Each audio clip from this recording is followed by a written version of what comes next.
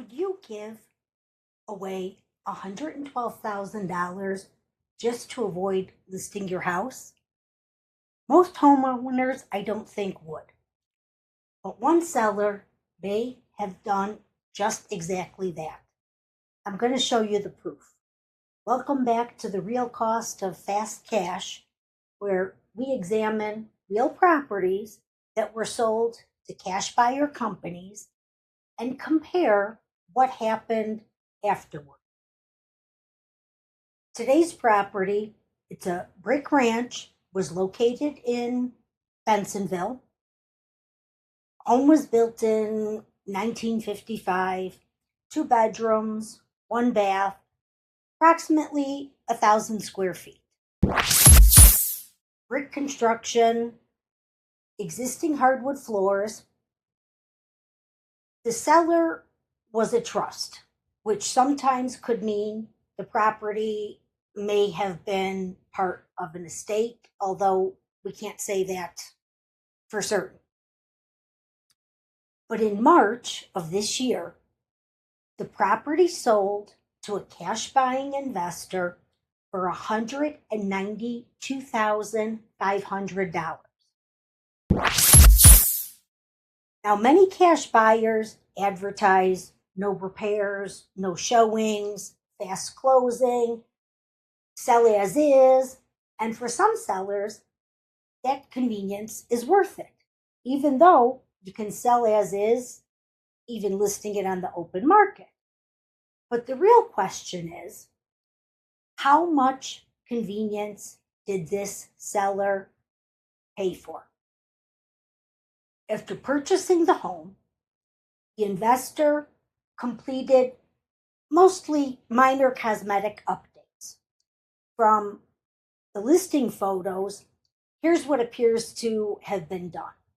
They refinished the existing hardwood floors. They painted everything. They put some new vinyl flooring in some areas, updated appliances in the kitchen, and a new kitchen countertop. What they didn't do was add any square footage, add bedrooms, add a bathroom, build any kind of addition. They didn't finish a basement because this house didn't have a basement. They didn't perform a major remodel. This wasn't a complete transformation. It was mostly cleaning and updating and presenting the home properly on the open market.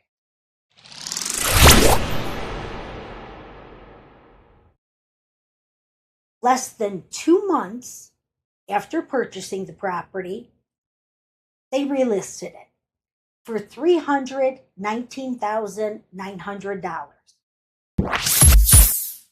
And here's the crazy part. The home was only on the market for 7 days. The final sale price, $305,000.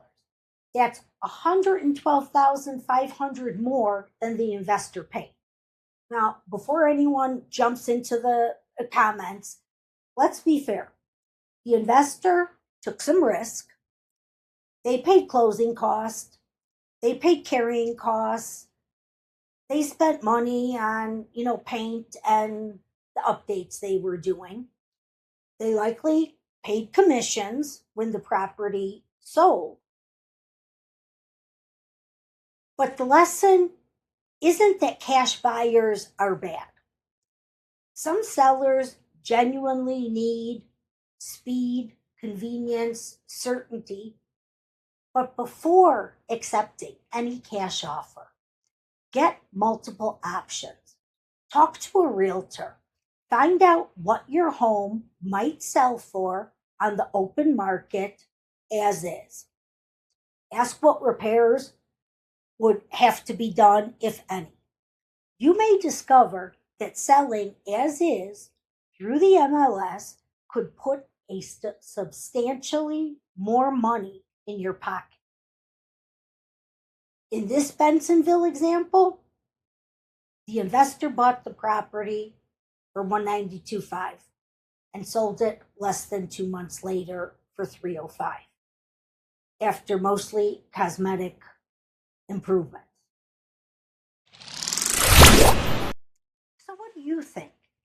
Did the seller make the right decision for their situation?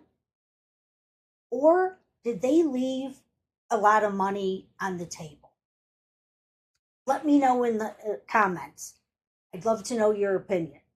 And if you're considering selling your home as is anywhere in Chicago or the Northwest suburbs, reach out before accepting one of these offers. I'd be more than happy to help you understand all of your options so that you can make the best decision for your situation.